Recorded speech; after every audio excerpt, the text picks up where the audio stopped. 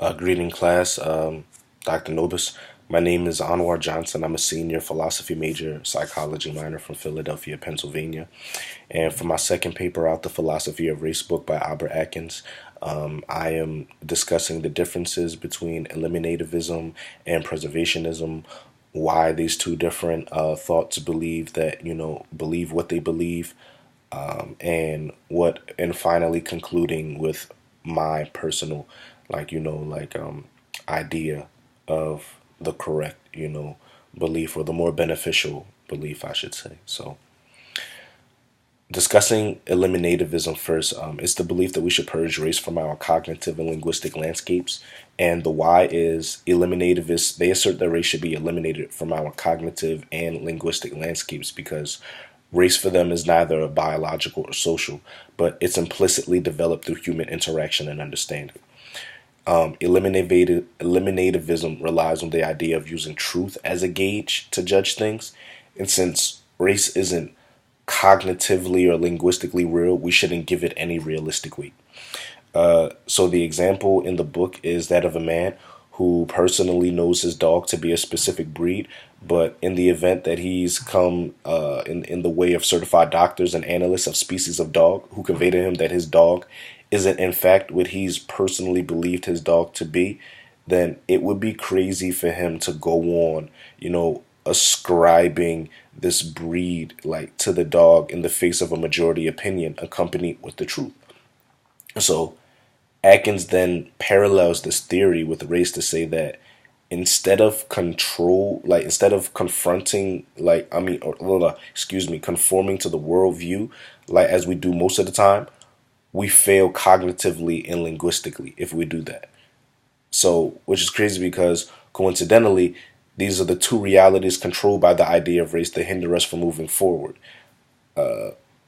which being like cognition in linguistical disciplines. And the author states, by eliminating race, we ultimately free ourselves from that majority held opinion that exists by combating it and adhering to truth and not conjectures that have no solid biological, cognitive, and linguistic grounds to stand on. So, getting into preservationism, on the other hand, is the belief that we should, retain or at least the core features of race. And so it makes us think, what are the core features of race then? So, the core features of race, as stated in the book, are particular physical markers, inheritance from earlier generations, and geographic origin. And the why about it is, what I really took from the book was the example by Bernard Boxill.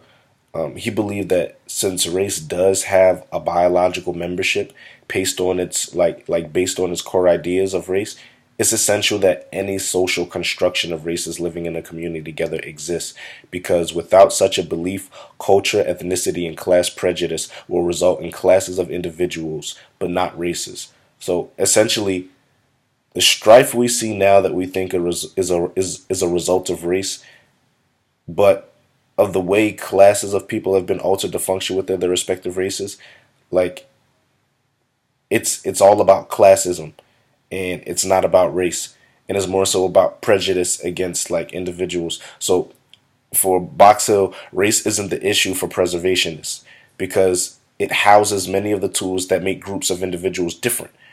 But when those differences come down to things besides the core factors of race, then it ceases to be a problem of race and one of classism, culture, and ethnicity.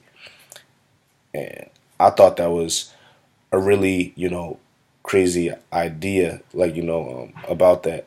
But then there are different types of preservationism. There are two, and the one that I feel as if is well, personally, I feel as if is the best way to go about preservationism is pragmatism, and by pragmatism is basically going about, we get to know if something is real by what type of genuine friction it makes in the world.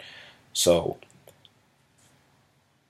staggeringly going against eliminativism is basically saying, if in the world we can see that something poses a threat or a problem or something, then we have to acknowledge that it exists and we have to deal with it instead of just putting it off to the side because we think that it doesn't have any type of any certain weight that we want to give it.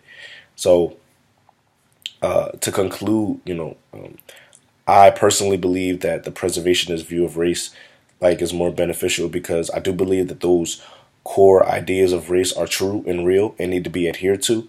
And I always thought about race as a way to understand our differences better and to promote unity.